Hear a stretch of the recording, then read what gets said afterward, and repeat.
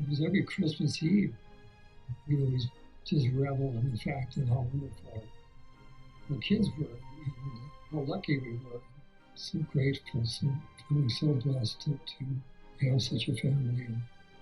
And now we're going to have another grandson. And of course, at that night, we didn't know Lacy was missing. And then the next morning, it was all shattered.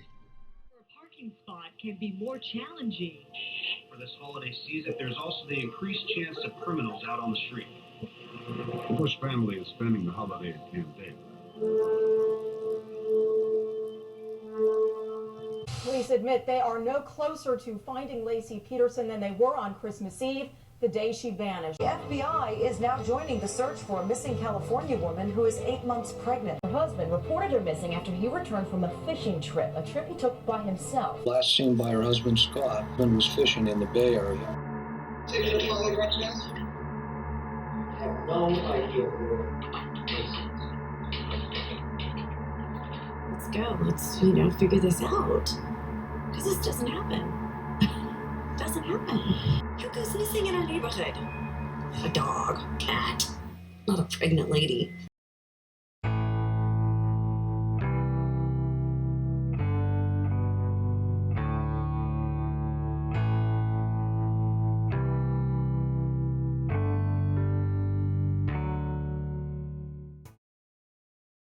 After pulling into his driveway around dusk, Brent threw the car in park and left it running as he quickly made his way into the house.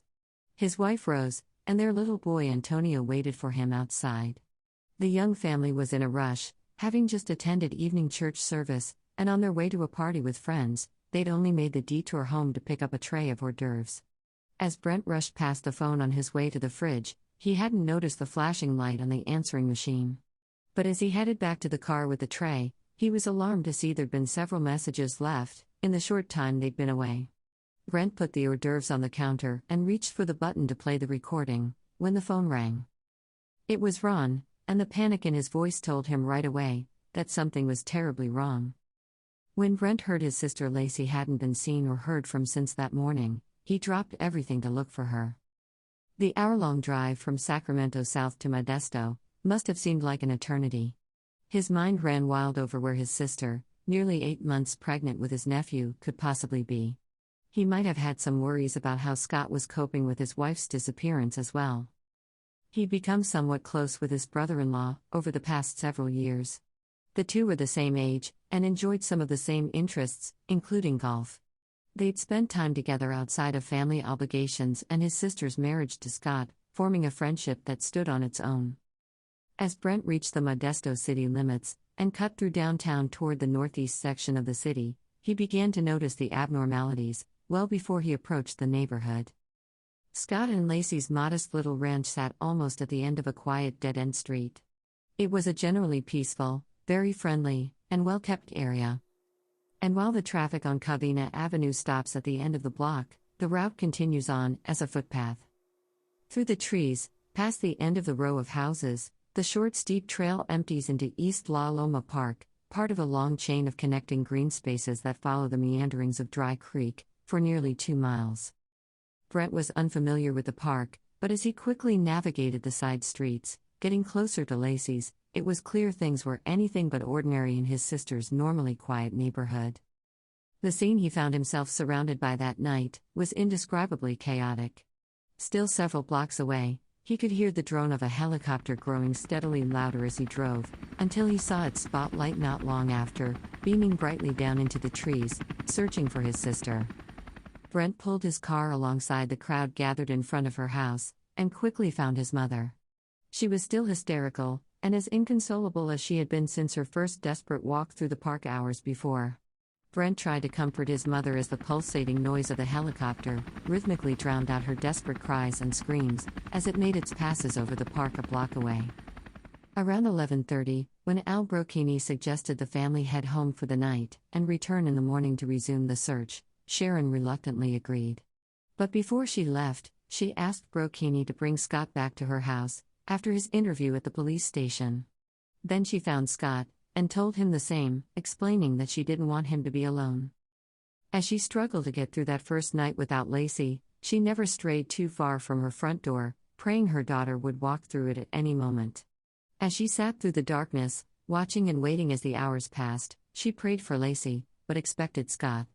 But at 2 a.m., and still with no word, Brent called Scott's cell phone. He answered, saying he was still busy at the police station, and that he would call back. He never did. And when 2 more hours passed, at 4 o'clock the next morning, Brent drove by Scott's house. He saw a light on inside, but he didn't stop. When he told Sharon about his drive-by, she suggested he try Scott's cell phone again. He picked up and they spoke briefly, but when Brent hung up, he told his mom that Scott not only had no plans to come over, but that the call to his phone had woken him up. Sharon was confused, hurt, and already suspected Scott was lying after learning about his boat. She was upset and concerned that he seemed to be avoiding her and the family, but she truly couldn't wrap her mind around his ability to sleep that night. Watching the dawn break after her night of restless torment, only to learn her son-in-law had slept soundly next to Lacy's empty side of the bed, began to make Sharon question who Scott was, and how he really felt about Lacy, but it took a while to take hold. She resisted the idea of Scott's involvement for another 2 weeks, but his apparent deliberate detachment from the family that first night, and his ability to get any amount of sleep, remained one of the biggest red flags she could recall about Scott's behavior early on. But there are some conflicting details between her recollection and some of the evidence, including Brent's trial testimony. Brent stated that he also offered Scott to come to his mother's house earlier that evening, before Sharon did, and that he'd already refused the invitation. Brent also proposed staying at the house on Covina with him, but Scott not only declined his company, he was surprised to hear Brent would be staying in town overnight, not heading back home to Sacramento, and said something to the effect of, "Oh, you're staying down here?" But it's odd that Sharon would be expecting Scott that night, if Brent already knew he wasn't coming over. The next strange thing is the phone call to Scott at 2 o'clock. Sharon said she had Brent call Scott's cell phone at 2 a.m., and though he could have received it after the recording stopped at the conclusion of his interview with Brocchini at 2:01, Scott only took one call while the tape was running, from Lacy's sister Amy, shortly after the questioning began. Sharon also recalled Brent's drive-by being at 4 a.m., with at least one light on inside the house, but Brent's testimony stated he drove by at 3 a.m., and that there were no lights on at all. Aside from this, Sharon said she was made even more suspect when she later learned he'd actually been dropped off by Brocchini back at home at 1 o'clock, a full hour before Scott told them he was still at the police station. But we can see that unless it's inaccurate, the timestamp on the interview video shows that Scott is still at the station with Brocchini at 2 in the morning, and couldn't have been taken home at 1 o'clock. Sharon even mentions the lie in her book, saying that things may have played out differently early on if she had checked in with the detective at 2 a.m., instead of trusting Scott for the truth. But it appears that Scott may not have been the one twisting the facts around that night.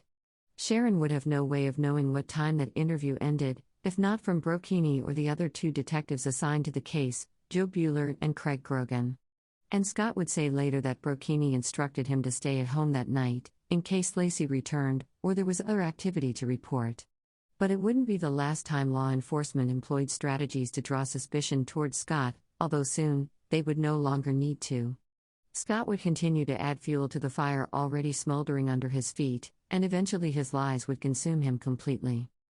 If their interview ended at 2 a.m., Brocchini must have had him back home quickly, because by 2:15, he was calling the detective on the phone. When he returned home that night, it was obvious that police removed several items from the house, and according to Scott this was a surprise to him. He said he'd agreed to having the house photographed, but Brocchini never mentioned removing anything, and he hadn't provided receipts for the mops, the rags, or the bucket. When the missing items prompted Scott to check his truck for the pistol, finding it was no longer there, he called the detective. Brocchini told him he had in fact taken the gun, putting it in his jacket pocket, while Scott wasn't looking. The pistol was loaded when the detective found it the night before, and he explained that it was illegal to carry a loaded gun in his glove box, and that he was keeping it. He told Scott he planned to book it into evidence surrounding his wife's disappearance, which he did, though not until nearly 3 weeks later. After writing down the serial number and taking the gun home with him, he didn't secure the trigger or log it into evidence until January 15th. Scott said he was fine with him taking it, along with the mops and other items, but he said he wished Brocchini told him about it first. Al Brocchini was back at the house by 8 o'clock Christmas morning, along with Joe Bueller, who'd been assigned to work with him overnight. A third officer, Craig Grogan, took the lead on the case when he got a call from Brocchini, around 11 a.m. that morning. Grogan was assigned to the case as the next full-time homicide detective up in the rotation, and after getting the briefing from Brocchini, he must have already had some notions about what he was walking into. You see, Detective Brocchini's suspicions had grown exponentially since his contact with Scott the night before, and by now he was certain he'd pulled the wool over his eyes about the lights in the warehouse. When we get to his shop to look at his boat, Scott tells me I have no power in the shop, meaning there's no lights. This shop is in a strip mall, and it's the middle of the night. There ain't nobody there. It's just us. And so I'm not even thinking that's suspicious. I just, okay, there's no power. Do you mind opening the door? I'll put my headlights in. I want to look at the boat. So I put my headlights in and I take 4 or 5 pictures, of the boat.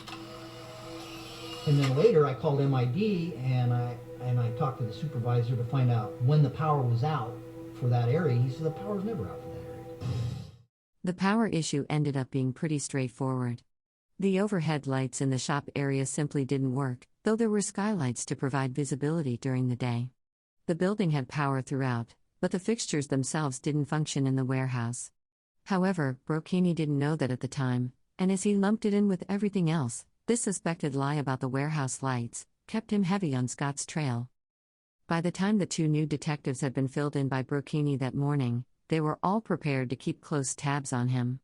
The new lead on the case, Craig Grogan, got summaries of the key moments of his interview the night before from Brocchini, and before heading into work on his Christmas vacation, he scheduled Scott's polygraph test for that afternoon. While they waited for Craig Grogan and polygraph examiner Agent Mansfield to arrive, Brocchini introduced Scott to Detective Joe Bueller. Well, I suspected Scott when I first met him. Didn't mean he did it, but I was a little bit thrown off by his calm, cool demeanor and his lack of questioning. Detective Bueller wasn't the only one who took notice of Scott's strangely calm demeanor. Just after dawn, when the light in the sky was enough to search by, Brent called him to tell him they were on their way over. But when he knocked on the door at 7 o'clock, Scott answered it only wearing a towel, hair still wet, apparently fresh out of the shower. Brent waited for him to dress so they could join the search with patrol officers scheduled to begin at 8 o'clock. When he was ready, and got the leash on Mackenzie, they headed toward the group of officers lining up in the street. But they were separated before reaching them, as Scott ran into a distraught Sharon along the way. She tried to search the park for Lacy, but she couldn't bring herself to go in, terrified that she might be the one to find her. As she turned to go back the way she came, Scott was approaching her with Mackenzie. Sharon decided to seek out the comfort of her friend Jane, who lived on the next block. When Scott saw her in the street, he offered to walk her to Jane's house, when an officer approached them. He gave Sharon details about the chaplain she'd agreed to speak to that morning. She'd expected Scott to comment on the need for a chaplain, but he didn't. In fact, as they walked the block or so together to Jane's, they didn't talk much at all. Scott hung around on the porch while Sharon spoke to Jane for a few minutes, but she couldn't be still for too long and soon had another urge to go to the park. Jane walked with her, still in her nightgown and slippers, but as Sharon gazed down the uneven path that cut through to Lacy's walking trail, she was repelled again. But this time it wasn't just the fear of finding Lacy, and what condition she might be in, but the doubts creeping in about whether she had taken a walk at all that day. As she looked down at the steep muddy path, she wondered for the first time whether Lacy would have come out in this cold and risked a potential fall down the slick hill in order to take her walk. And hadn't she stopped walking weeks ago? After her last dizzy spell?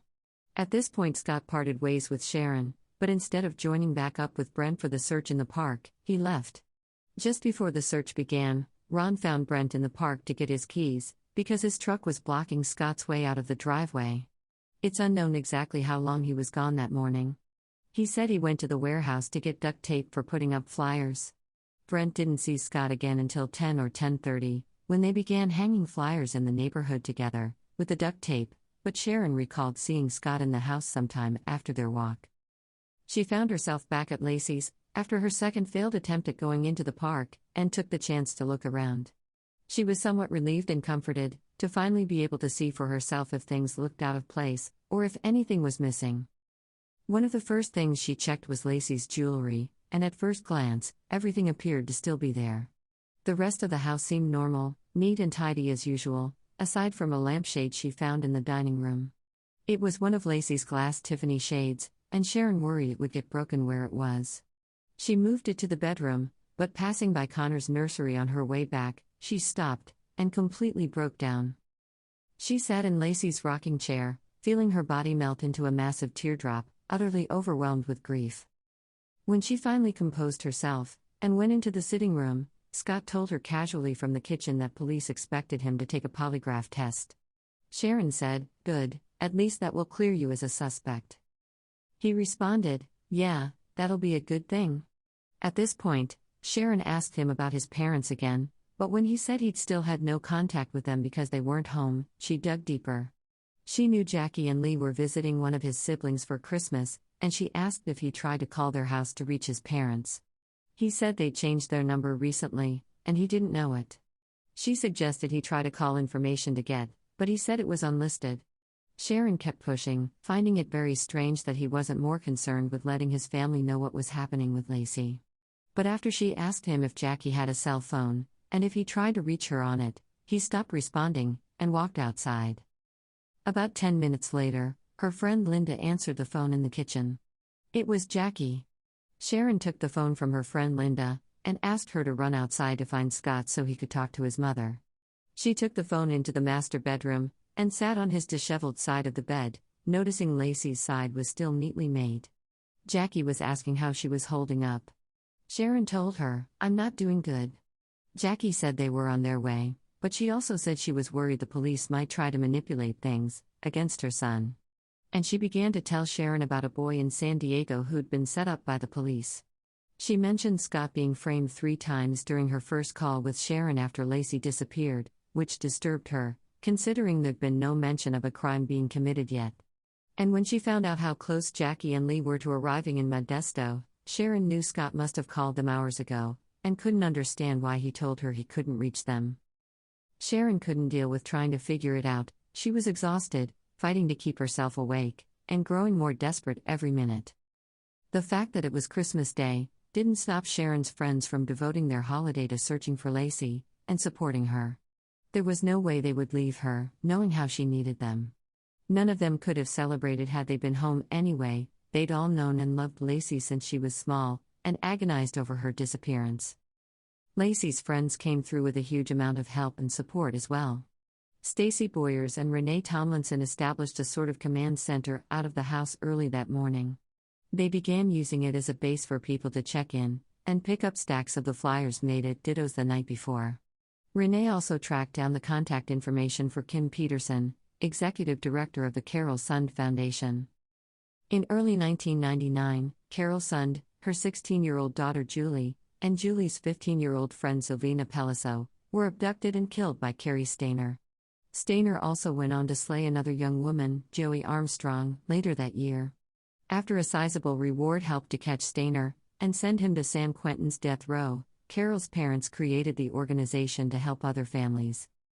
Based in Modesto, the foundation was established just a couple of years before Lacy went missing, and Kim Peterson was a huge resource during the search for her. She helped to increase the reward money for Lacy, advised the family on their engagements with the media, and got them more organized. The house on Covina was teeming with people and activity that day, but Sharon curled up on the couch and fought to keep her eyes open, knowing she couldn't afford to miss anything. At noon, everyone gathered at the police department for the first press conference addressing Lacy's disappearance. The family was present, but didn't speak. Lieutenant Bruce Abel gave an update on the search of the park and surrounding neighborhood. They had 30 officers along with 6 firemen searching on foot through the night. They'd already deployed a rescue raft in Dry Creek, and were bringing in officers on horseback to join the canvassing efforts. He also announced the reward for information leading to Lacy's recovery had increased from $100,000 to $125,000. After the press conference, the group of family and friends were gathered into a large room with stadium seating. Sharon would unfortunately become familiar with these press engagements, and with the meetings with law enforcement that always came after. It was an opportunity to share updates, answer questions, and have dialogue between law enforcement and the family, after meeting with the media. As the large group filed in and sat down, Scott stood up. He asked all of the law enforcement present to leave the room. Then he made an announcement. He told them all that he'd decided against taking the polygraph test, and that he'd hired an attorney, saying both decisions were based on the advice of his father. And then, Renee Tomlinson stood up too. She told him they all loved him, and that they supported him 100%. And she made a bit of a joke, saying, of all of their girlfriends, Lacy was the only one who never had complaints about her husband. While Sharon didn't hear it herself, others told her later that Scott said something super strange in response to Renee's support. Again, she can't confirm it, but she's been told that he said something like, "Oh stop, you're making me feel bad." As law enforcement made their way back into the room after Scott's announcement, Craig Grogan introduced himself to Lacy's friends and family. He also took the chance to have them all write their name, contact information, and relationship to Lacy in his notebook. Grogan knew, the people in that room, not only knew her best and loved her most, but that if she'd become a victim of foul play, statistically there was a good chance someone in that room was involved. He also knew that more often than not, it turned out to be the spouse. Already aware that Scott was not only the last confirmed person to see Lacy, but that he wasn't the one to report her missing, when he backed out of the polygraph test, it only added height to the mountain of suspicions all three detectives had about him by then. And by 1:30 on Christmas Day, Grogan was ready to ask Scott some more questions. But as he set out to find where Detective Bueller and Agent Mansfield took Scott for the interview, Brocchini stayed behind to have another chat with Ron. He told him they wanted to clear Scott, but they needed the answers to 3 vital questions in order to do that. He laid out the questions for Ron. Firstly, why wasn't there salt water on his fishing lures? Secondly, why had he used lures at all? And lastly, why was he fishing for sturgeon? Now, these questions are designed for a fisherman. Others wouldn't know why they made Scott more of a suspect, but Ron did. And Brocchini knew that when he asked them. He also knew Ron would immediately share any doubts that sprang up from those questions with Sharon. But if Brocchini wanted answers from Scott, he was already in the building, though Grogan had a bit of trouble finding him. After checking a number of the interrogation rooms in the building, similar to the one used the night before, and finding them all empty, Grogan finally found that Bueller and Mansfield took Scott to the squad briefing room to conduct his interview. This room had no video or audio recording, a point his attorneys would harp on later. And after a time, when other people needed the space and they had to move, their choice for an alternative was even more interesting. By this time, Detective Bueller had left the group, but Grogan was far from finished with his questions for Scott. He and Mansfield led him back through the maze of hallways, but instead of opting for a traditional interrogation room that would be wired for audio and sound, they directed him to the children's interview area. There were 2 rooms in this area they could have used. One was what is referred to as a soft interview room. Designed for comfort and intended to be welcoming for children, it had a couch, comfortable chairs, and was capable of capturing video and audio. The other room was more barren, with a table and chairs, not meant to be comfortable, and not wired for sound or video either. It also had a large 2-way mirror, with an observation room on the other side. They took Scott to the room with the 2-way mirror, and no recording capabilities. Explaining that decision later, Grogan said they were ultimately looking out for Scott's well-being. He said they were reluctant to take him into the soft interview room, that was fully decorated with a children's theme and littered with toys, because he was in the midst of a search for his missing wife and baby. They thought it would be insensitive. Grogan spent nearly 4 hours with Scott that afternoon, and one of the things they discussed was Scott's theory about what happened to his wife on Christmas Eve. His assumption has everything to do with the jewelry Lacy inherited from her grandmother, Helen. Helen Rocha and her husband Bob, who Lacy lovingly referred to as Papa, owned over 600 acres of land in Escalon, the small town where Lacy was born. The estate had been acquired over several generations, as the Rocha family had a long history in the area. For many years it operated as a successful dairy ranch, with her father Dennis taking part in the family business from a young age. When Helen passed away in early 1999, the family began to consider plans to liquidate the property, but they didn't take any action until 3 years later. Papa was still living in the house until October of 2002, when he was moved to a care facility. It was at this point that Lacy received the $100,000 in jewelry she'd inherited from her grandmother, Helen. In our previous episode, it was assumed that she received it when her grandmother passed away, 3 years before Lacy had it appraised at Edwards Jewelers, but she'd actually gotten it in October of 2002, when Papa was moved out of the house, just 2 months before she vanished. The appraisal in November was just 1 month after she received it, not 3 years as we stated previously, making the timing far less suspicious. Amy and Lacy got the majority of the jewelry, although Brent received 2 of Papa's watches, and a pair of earrings his wife Rose kept safe, as an heirloom for their potential future daughter. The rest of the estate, after the sale of the property, was valued at $480,000, and it was set to be split 3 ways, between Amy, Brent, and Lacy. However, the money wasn't available to any of them, until they turned 30. Scott's theory about how she came to be missing while he was fishing centered on the jewelry she'd already gotten. He told Grogan he saw Lacy wearing several of the inherited items that morning, including a solitaire diamond pendant on a simple gold chain, the sapphire ring she wore daily while her wedding band was being redesigned, and a croton watch, with diamonds surrounding the face. He said she also wore an older pair of screw-back diamond earrings that hadn't come from her grandmother. Scott assumed she'd been robbed for her jewelry by a transient in the park, that perhaps Lacy'd put up a fight, and they'd hurt her, taken her, or both. But there were problems with his theory. The sapphire ring and the diamond pendant were found at the house, and Grogan determined Lacy wasn't wearing the watch because it was broken. Footage was found on a videotape in the house that showed the croton watch because Scott and Lacy had it listed on eBay for a while, but it didn't sell. Grogan reviewed 2 minutes of the footage and the time on the watch didn't change. He concluded it was broken, and therefore she couldn't have been wearing it that day. Though she did have the time mechanism repaired on a dress watch in November at Edwards, it was again of a brand, not the croton. However, the screw-back diamond earrings Lacy'd owned for years, that Scott said she'd been wearing that day, have never been found.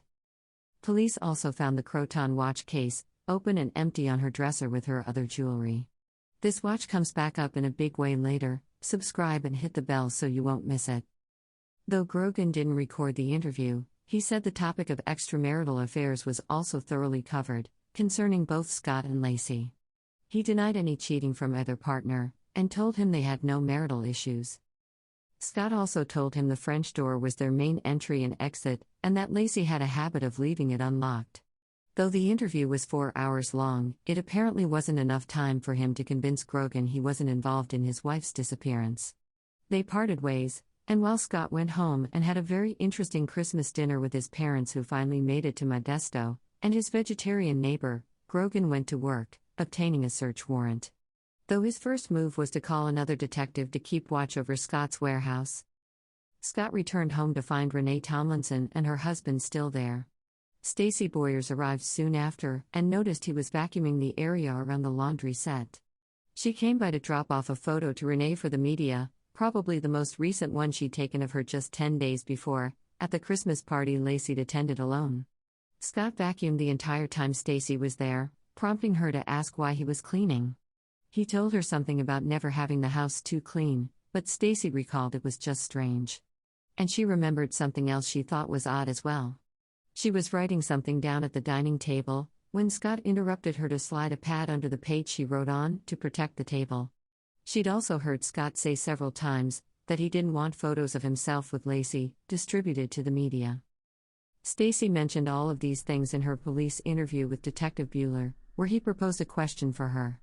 Bueller asked her which she thought was more likely, that an intruder entered the house and abducted Lacy, or Scott had something to do with her disappearance. Stacy chose Scott. Though possibly out of context because she only had the 2 choices, because Stacy, like the rest of Lacy's friends and family, did her best to stick by Scott, unable to consider that he'd harmed her best friend, for a while anyway. As Stacy left, the 5 o'clock news came on, and shortly after, there was a knock at the door. It was Scott's neighbor Karen Service, the same neighbor who found Mackenzie that morning. She wanted to hear the news broadcast, but her DirecTV didn't have local stations, so she watched it with Scott, his parents, Renee Tomlinson, and her husband. She described Jackie and Lee as both being very upset, with Lee in tears. She said Scott seemed to be in a daze, as if he were in shock. This is Laci Peterson describing the call they got from Scott that morning. We got the phone call, and Scott was really hard to understand. Jackie told me that she thought he had said she miscarried, and he was saying she's missing. So he was really just, terribly upset. He was still just disbelieving. When the program was over, Scott invited Karen to stay for dinner, but she declined. She had to pack for a trip, and she was a vegetarian. Apparently the main course was meat of some kind. She went home and began packing, when Scott called. He found her some cheese tortellini in the freezer, and invited her back to eat with them. She accepted, and said Scott even made sure to pair the wine with her pasta that night. After Karen headed home, Scott called Brocchini. He had questions about the progress of the search in the park that day, but he asked the detective something during the call that set off some alarms. They only spoke for 5 minutes, with Scott asking if officers on horseback would be coming in the next day, and whether or not they were using dogs. Brocchini told him that yes, they were using dogs, and that the equestrian searches would begin early the next morning. Scott seemed glad to hear about the horses, but then he asked if they would be using cadaver dogs. Brocchini told him they weren't considering Lacy to be a cadaver at that point, and that the dogs were bloodhounds, trained to find Lacy alive. As the sun set on Christmas Day, Sharon was being driven mad with worry. She was exhausted as she sat at her table again that night, this time surrounded by family and friends. They began to talk and offered up theories about what could have happened to Lacy, and where she could be. They all tried to come up with ideas for where to look, and think of scenarios that could have put her in danger. Sharon was beside herself considering the possibilities. Very few of them seemed to end with Lacy and Connor home safe. While she tried to stay positive, focusing on the support from the community, the increased reward, the media's involvement, and the huge response from law enforcement, she was also contending with more and more red flags springing up around Scott. From his good night's sleep the night before, and his shower first thing that morning, to his refusal to take the polygraph, and Brocchini's fishing questions. Sharon began to feel pulled in 2 different directions, as the lines began to take clear form between the police and her son-in-law. Subscribe and hit the bell so you won't miss our next episode. Lacy's father Dennis pays Scott a visit that makes his hair stand on end. We'll discuss Sharon's violent confrontation at the Red Lion Inn, and Ron gets to the heart of it when he challenges Scott about his fishy fishing story. Thanks for watching. Until next time, stay safe, be kind, and memento mori.